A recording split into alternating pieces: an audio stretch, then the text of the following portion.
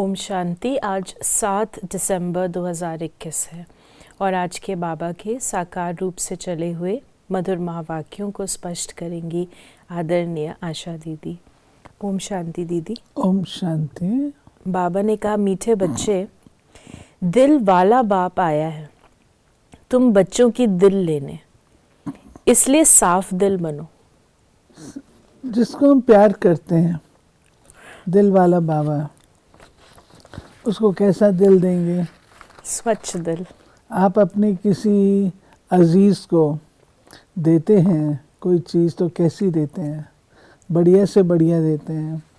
ऐसे हमको भी बाबा को बढ़िया से बढ़िया दिल देना है, स्वच्छ दिल देना है, शुद्ध दिल देना है, निर्मल दिल देना है, पवित्र दिल देना है।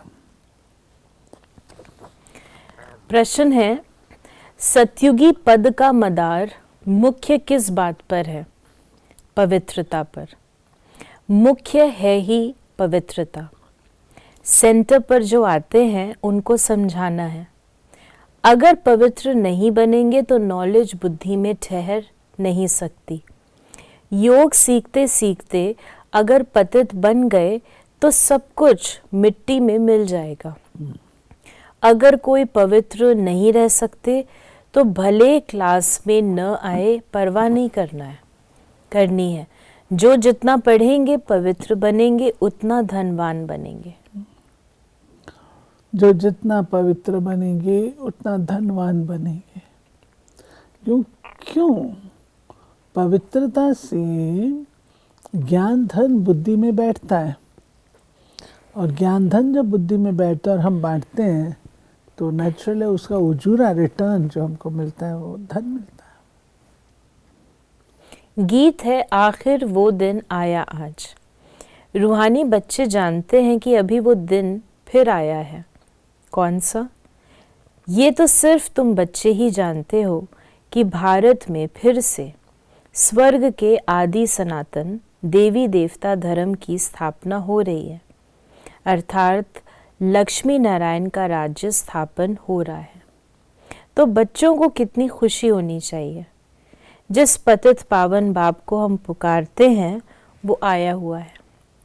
वही लिबरेटर गाइड है अथवा दुख हरता सुख करता है। एक बार लिबरेट किया फिर फंसे कैसे, ये किसको भी पता नहीं। ऐसे पत्थर बुद्धि मनुष्यों को समझाने में कितनी मेहनत लगती है। ड्यूटी भी देखो कैसी रखी है, मूत पलीती कपड़ों को आकर साफ करो। बाबा कहते देखो तुम मुझे बुलाते हो किस लिए? कोई किसको बुलाता है आकर के हमारा ये करो ये करो ये करो। तुमने किस लिए बुलाया? तुमने इसलिए बुलाया कि आकर के हमारी सफाई करो, हमें शुद्ध बनाओ। बाबा ने कहा कि इन सब बातों को कोई नहीं जानता। करके आत्मा कुछ पवित्र है तो प्रभाव निकलता है, परंतु फिर भी पतित तो बनना ही है। बेहद का बाप पतित पावन आकर कहते हैं, ये 5 विकार शैतान है, इनको छोड़ो। अगर मेरी नहीं मानेंगे तो तुमको धर्मराज तंग करेंगे। तुम ऑलमाइटी अथॉरिटी का कहना नहीं मानते हो तो धर्मराज बहुत कड़ी सजा देंगे। बाप आया है पावन बनाने। तुम जानते हो हम ही पावन देवी देवता थे, अब हम पतित बने हैं तो अब फट से वो छोड़ देना चाहिए। दे अभिमान भी शैतान की मत है, वो भी छोड़ना पड़े। पहले नंबर का जो विकार है वो भी छोड़ना पड़े। वो दिन भी आएगा जो बाप के साथ इस सभा में कोई पतित बैठ नहीं सकता। बाबा किसको भी अलाउ नहीं करेंगे। बाबा हम बच्चों को शुद्धता पवित्रता क्या होती है वो सुना, उसमें भी विशेष रूप से पवित्र जीवन जीना वो आवश्यक है। बाबा कहते मैं पढ़ाता हूँ, ये ज़रूर है, पढ़ाऊँगा किसके? मेरे पास कोई पढ़े पढ़ाए तो आएंगे नहीं, मेरे पास शुद्ध बच्चे तो आएंगे नहीं, ये तो मैं भी समझता हूँ। लेकिन जब मैं पढ़ाता हूँ तो मेरी सुननी भी तो चाहिए ना। अगर फिर कोई विक्रम करके आकर के बाबा की सभा में बैठे तो बाबा कैसे अलाउ करेगा? मैं तुमको पढ़ा रहा हूँ, कह रहा हूँ, और तुम फिर वही काम कर रहे हो। फिर बाबा ने कहा अभी अलाउ किया जाता है भीति के लिए, फिर नहीं। फिर बाबा ने कहा ऐसे ऐसों को बहुत सज़ा खानी पड़ेगी। फिर बाबा ने कहा कि इसमें भी शुद्ध होना पड़े, कोई मांसाहार भी आ नहीं सकते। जब समय आएगा तो बाबा स्ट्रिक्ट हो जाएगा। दुनिया में देखो भक्ति का कितना जोर है। जो अधिक शास्त्र पढ़ते हैं वो शास्त्री का लक़ब लेते हैं। अब तुम संस्कृत आदि सीख कर क्या करेंगे? अब बाप तो कहते हैं कि सब कुछ भूल जाओ, सिर्फ एक बाप को याद करो तो तुम पवित्र बन विष्णुपुरी के मालिक बन जाएंगे। जब इस बात को अच्छी रीति समझ जाएंगे तो ये शास्त्र आदि सब भूल जाएंगे। जब ज्ञान अच्छी तरह धारण हो जाएगा, बुद्धि में अच्छी तरह से सेट हो जाएगा, तब जो है बाबा कहते हैं और सब बातें ऑटोमेटिकली भूल जाएंगी। फिर उनकी एक्चुअली क्या होता है कि जब हम ज्ञान धारण करते हैं, ज्ञानी तो आता है ज्ञान धारण करते हैं, तो वो बातें जो कि हमारी यूज़ की नहीं होती हैं, यूज़ में नहीं आती हैं, तो वो किनारे होती चली जाती है ना। जब तक ज्ञान बुद्धि में नहीं बैठता तब तक हम उनको यूज़ करते हैं, तो वो ज़िंदा रहती हैं। जब हम यूज़ करना बंद कर देते हैं उनको, तो अपने आप वो ख़त्म हो जाती है। हम छोड़ते नहीं हैं, हम स्टॉप करने के लिए नहीं कहते हैं, अपने आप वो छूट जाते हैं। यानी जब हमें ज्ञान से शक्ति मिलने लगती है, ज्ञान के आधार से प्राप्ति होती है तो वो खुद ब खुद वो समझ आ जाती है और वो अपने आप छूट जाता है। फिर बाबा ने कहा सतयुग में फर्स्ट क्लास सफाई रहती है, वहाँ शरीर का तो कोई मूल्य रहता नहीं, बिजली पर रखा और खलास। ऐसे नहीं हड्डियाँ कोई नदी आदि में डालेंगे, ऐसे भी नहीं शरीर को कहाँ उठाकर ले जाएंगे, ये तकलीफ़ की बात होती नहीं। बिजली में डाला और खलास।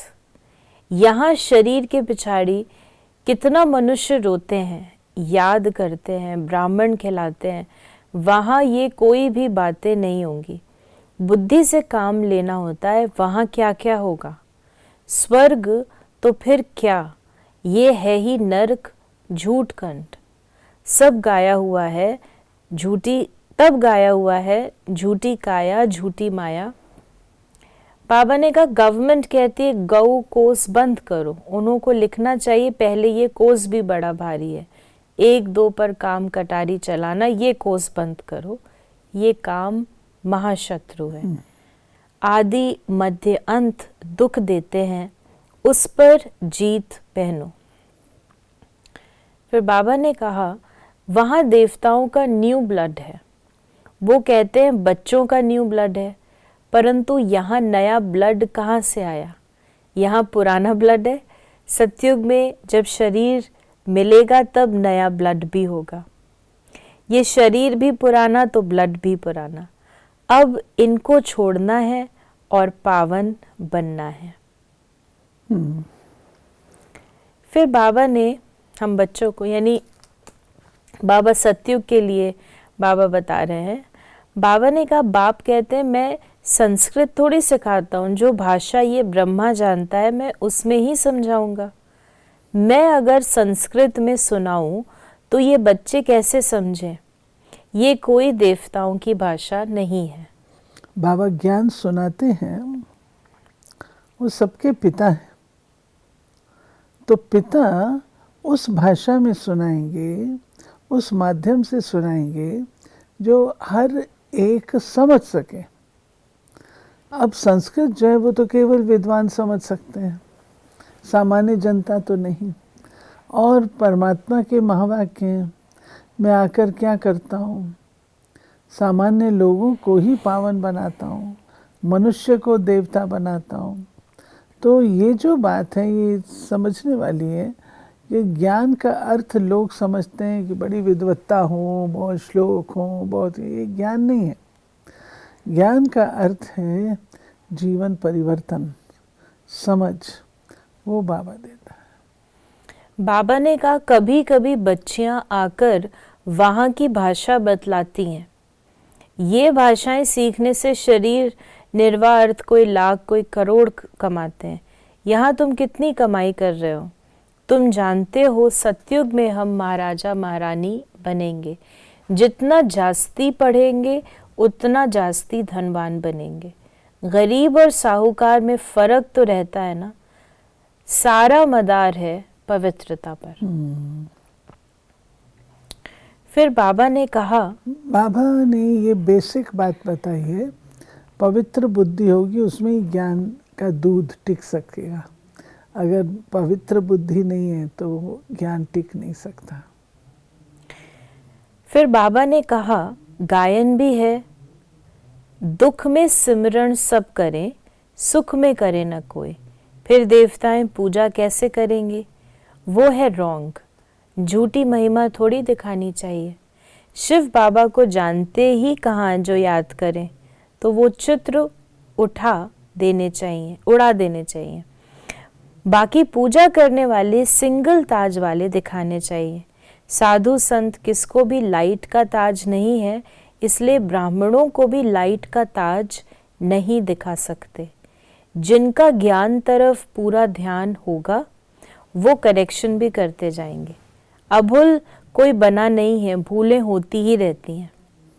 तो बाबा चित्रों की करेक्शंस बता रहे हैं कि क्या होना चाहिए, कैसे चेंज करने चाहिए। बाबा ने एक मुरली में कहा ना, ऐसा ग्रुप होना चाहिए जो चित्र कैसे बनाए जाएं, चित्रों में क्या करेक्शन करें, ये सब कर सकें। क्योंकि चित्र हमारे सेवा के साधन होते थे उस समय, और आज भी वे सेवा के साधन अविनाशी हैं। बाबा ने कहा कि कहा जाता है दिल साफ तो मुराद हासिल। दिल आत्मा में है, सच्चा दिलवर आत्माओं का बाप है। दिल लेने वाला दिल वाला बाप को कहा जाता है। वो आते ही हैं सबकी दिल लेने के लिए। तो बाबा ने कहा वही जो हमें शुरू में बाबा ने बताया है कि अपने दिल को बहुत साफ और स्वच्छ रखना है। फिर बाबा ने कहा राजाई लेने वाला होगा तो फट समझ जाएगा।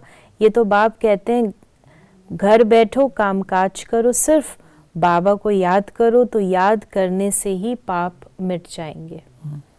वरदान है स्वस्थिति द्वारा सर्व परिस्थितियों को पार करने वाले निराकारी अलंकारी भव।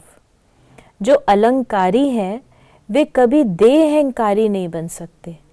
निराकारी और अलंकारी रहना यही है मन मना भव। जो ज्ञान के अलंकारों से सुसज्जित हैं, अहंकार उनके लिए क्या है? अहंकार टिक ही नहीं सकता। तो बाबा ने कहा निराकारी और अलंकारी रहना यही है मन मना भव मध्याजी भव। जब ऐसी स्वस्थिति में सदा स्थित रहते तो सर्व परिस्थितियों को सहज ही पार कर लेते। इससे अनेक पुराने स्वभाव समाप्त हो जाते हैं। स्व में आत्मा का भाव देखने से भाव स्वभाव की बातें समाप्त हो जाती हैं और सामना करने की सर्व शक्तियाँ स्वयं में आ जाती हैं। ये जो अलंकार हैं, अलंकार माया से युद्ध करने के लिए ना, जो बातें रोज दिन में परिस्थितियाँ आती उसके लिए है ना। तो बाबा कहते हैं कि अलंकारों से सुसज्जित रहेंगे तो ये सब परिस्थितियों पर विजय प्राप्त कर सकेंगे, और अलंकार से सुसज्जित होंगे तो ये ललकार भी कर सकेंगे। स्लोगन है संकल्प का एक कदम आपका तो सहयोग के 1000 कदम बाप के। तो ये थे बाबा के आज के महावाक्यों का स्पष्टीकरण। यदि आपके मन में कोई सवाल है ज्ञान योग या धारणा से संबंधित या इस मुरली से संबंधित, तो आप उसे मैसेज या व्हाट्सएप कर सकते हैं 8826599309 पर, और हम आपके प्रश्नों का उत्तर प्रश्नोत्तरी कार्यक्रम में देने का प्रयास अवश्य करेंगे। ओम शांति।